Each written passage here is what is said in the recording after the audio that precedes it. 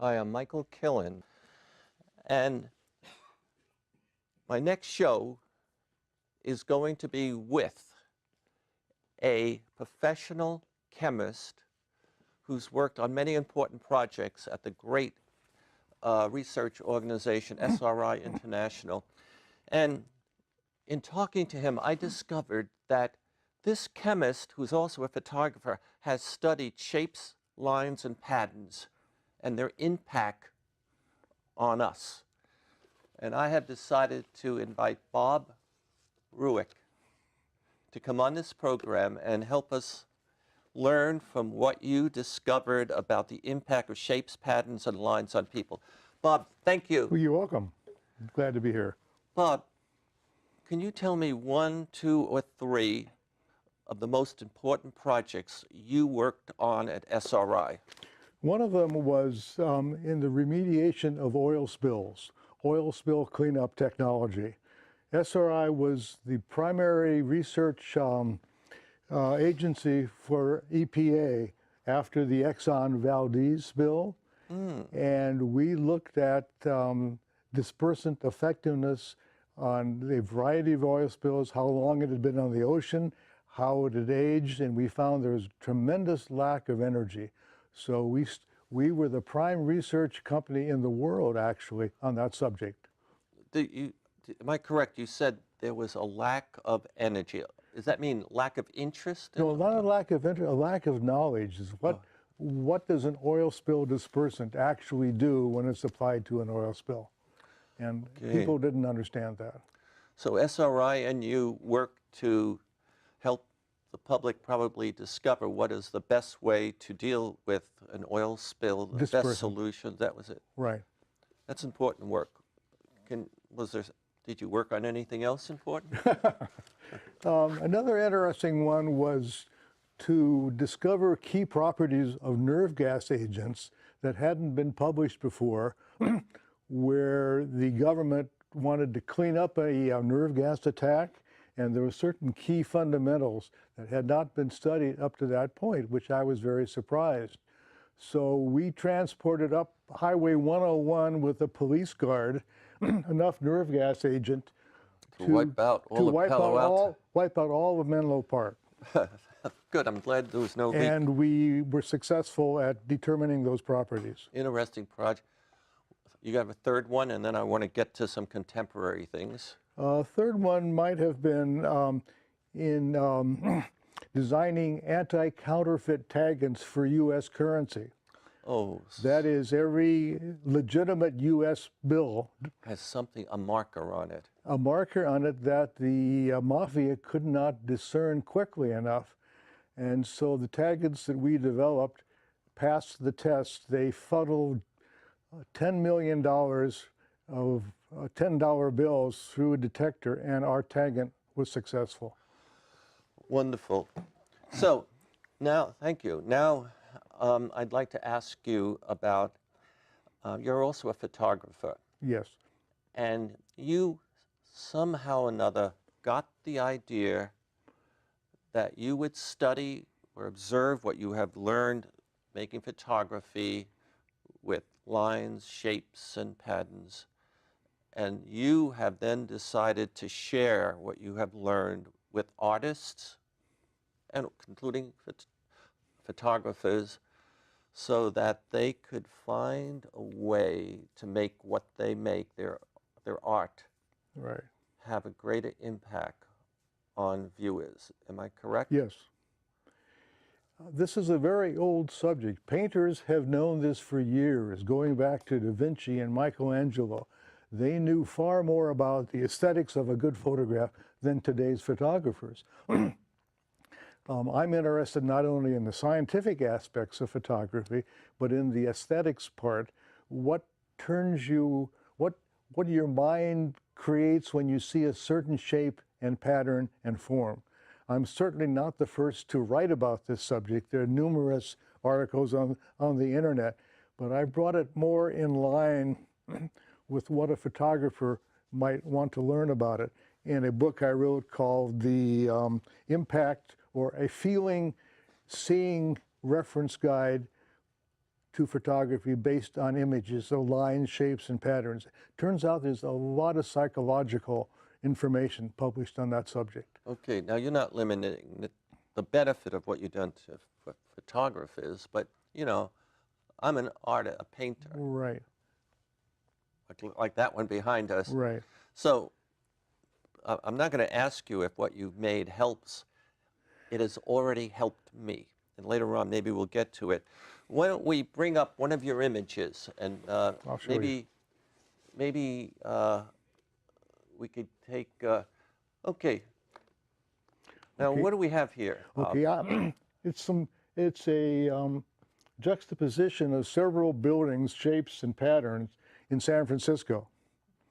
And so what I propose is that each one of those lines and patterns and shapes, and I'll go over that in a second, evokes an emotional feeling that we don't understand. I believe artists understand it better than photographers. For example, there are diagonals in that picture. A diagonal is a very dramatic energy type of line.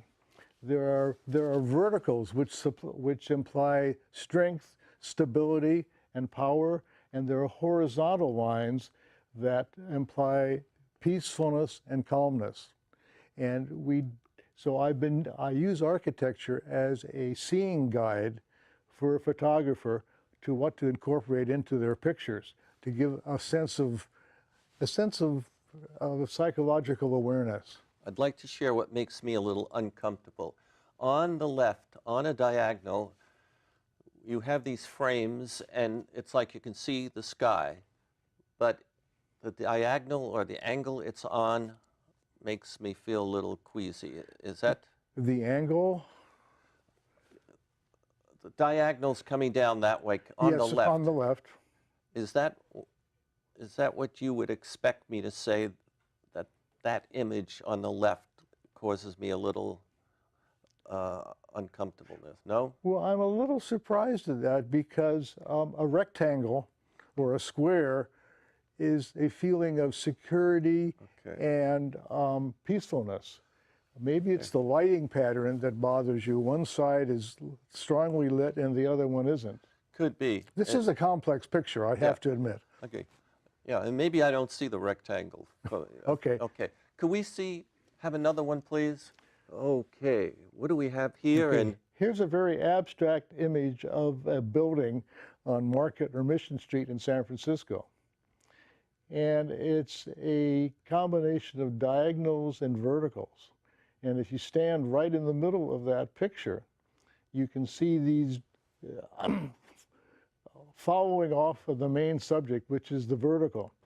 But I thought it was a very abstract picture that gave me some sense of inner feeling. And now, feelings, of course, differ from everybody. Yeah. So we don't always see the same things. This one makes you feel good? Yeah, yeah, I love that one. All right, could we see one more? Okay, here are the Oracle buildings off of, I think, in Belmont, alongside Highway 101. And I was particularly impressed with the curves. Curves imply movement on the right-hand side of the picture. Again, there are diagonals, there are rectangles, and there are some verticals. What there, though, appeals to my emotions, hits my emotions. Curves don't seem to bother me. Okay. Yeah, motion, but motion doesn't necessarily bother me. Where's my emotions being hit by what you have there? I feel everything funneling into the middle of that picture. You know, all these patterns and shapes on the left-hand and the right-hand side merge into the middle of the picture, and I wonder how that's possible. Here's curves on the right, squares and rectangles on the left, and it's merging into something entirely different pattern. And so it gives me a feeling of what's going on. You know, I'd like to see more. Is what's going on a good feeling or a bad feeling for you? Oh, it's a good feeling. It's a good feeling. Okay, now I learned from you, and I'm working on what's known as the Stanford painting. Right. It's a 15-foot by 6-foot painting. I have done something in it. Could I see the next one as a result of you? Now, Is this the same as this one? No. okay. No, it's different. No, it's different. Now, if you look more to the right, you basically see two buildings, and you see two lines going around, black and white. Actually, the most important part is in the center, where the black line goes up like this, Bob, and goes down, and the white goes up. You see where they, sort of an undulation or a, okay. Well, anyway, as a result of you telling me an image like this that goes up like that and comes down is something that might bring attention Yeah. and maybe even make somebody a little queasy, I don't know. Well, zigzag lines or undulating lines, which are the same thing in my opinion, create excitement. It has good points and it has bad points, just like our lives. Somehow we live from day to day. One day may be better than the next. And so the fact that you use undulating lines is a very powerful emotional feeling. And I did that, again, as a result of what you taught me, right where the most important action basically occurs in that painting. Now, I haven't finished that painting yet, but Yeah. that's where heat is going to be removed from ice water, and Yes. some thermodynamics is going to happen. And that should be in the center of the picture, by the way, which you have. Yeah. Yeah. And so I am very pleased. Now, we haven't had much time, but if people go to Amazon, they could get your book, and your book does not necessarily focus so much on the complex images we presented, but, you know, patterns, and I think it's really worthwhile. Would you say the name of your book again? It's a seeing, feeling reference guide for photographers, which has not been directed, I think.